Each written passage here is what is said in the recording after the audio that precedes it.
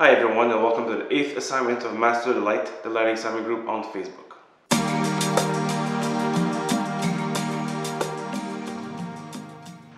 Hi guys, so happy you had a good holidays. For my part, I had a lot of moving around. I also got a new studio, so a whole lot of things moving. I hope your January 1st and as such, and then the holidays were productive as well.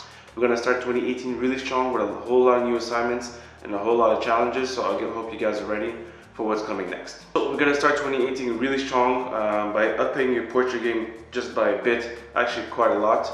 We're going to be dealing with something that I really like doing whenever I'm doing portraits, which is the clamshell portraits. What is a clamshell portrait? It's a pretty simple setup really that uses two light sources in order to create a very soft portrait. That requires one light on top of the subject and another light on the bottom of the subject. That setup is pretty popular with famous photographers such as Dallin Patrick, which you probably know for the cinematic portrait, and also a very famous photographer Peter Hurley that does a similar type of setup using his light sources. So there are quite a few approaches to the clamshell portrait that you can use and you can set up. It all depends on the gear you currently own or you want to acquire. Here's our three main examples. The two light approach. So you can either set a light on top of your subject and a second light at the bottom of your subject. If you have enough room and if your modifiers and your stands are small enough, you can actually use two lights in order to create one major source of light and just one reflection to bring up the shadows. The second way to do it is my favorite approach, which is a one light and one reflector at the bottom of the subject. What that does is, one, it requires less setup because you immediately know what you're getting, and two, it's also less cumbersome. So you have a light that you can actually use as a main source of light, and the other one will bring up the shadows, but at a lesser power, so you can control it a bit better, and you can actually really control it the way you want to. Again, it's a very light, one light and one reflector. You can carry this in your car and get set up pretty quickly. Set up a two light system that could be complicated if you don't have the right accessories or the right budget to get those accessories. And the third I would also recommend, if you don't want to use artificial light, is a natural light plus a reflector. So you'd have a reflector reflecting light on your subject and softening the shadows and also creating a bit of separation between your subject and the background. So again, I listed links in the description below for which gear I recommend to do this. I currently use an Explorer 600 and a 5-in-1, a very simple basic reflector to get this done. And depending on the job or what I want, I also sometimes use a second light, which is another Explorer 600 or an Einstein, depending on if I'm in the studio, to get this done.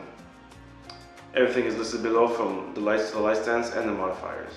So the fun thing about this assignment, or number 8, the clamshell, is you can actually mix it with assignment number 3. So let's say you have you want to do a self-portrait of yourself because you haven't updated yours yet. I would actually recommend maybe start going with assignment number 3 mixed with 8. So do a clamshell of yourself. So one light plus one reflector, or a second light at the bottom, just to give yourself a very nice and bright portrait. As for the background, I really recommend shooting this or your portrait as two ways, and that's in order for you to understand better the control of the background. So what do I mean? I mean, using your lights, you can actually shoot at either 1.8 or 1.4 depending on your quality of the lens, or higher, so let's say 7.1 or f8. 7.1 is my go-to aperture whenever I'm doing certain types of portraits. I also recommend you using the longest lens that you have, so let's say it's a 50, 85 or 70-200 if you're balling, in order to get this shot. What it's going to teach you is going to teach you the values of aperture and also to create some interesting effect using your subject as a separation.